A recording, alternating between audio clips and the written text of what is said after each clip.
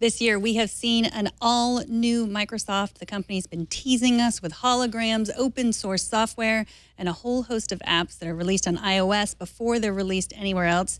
Joining us to help explain what might be going on is Matt Weinberger, writer at Business Insider. Welcome, Matt. Hey, thanks for having me. So yesterday, you wrote about another app that Microsoft released for iOS called Invite. Can you tell us what it does?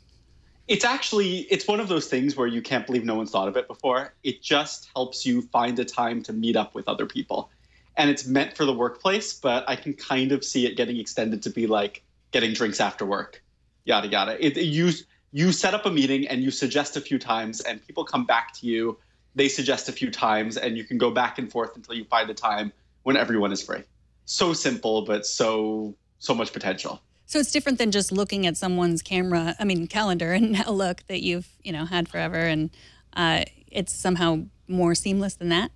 Well, it's more like when you're working at a company, you have access to everyone's calendars. That's great.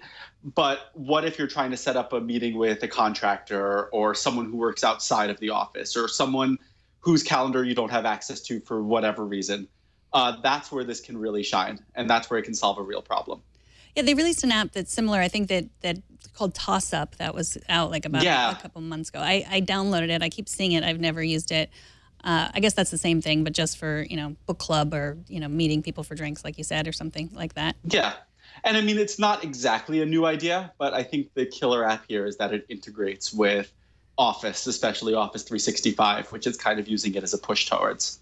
Right. So they say that it works with any email client, Right. but it works better with Office 365.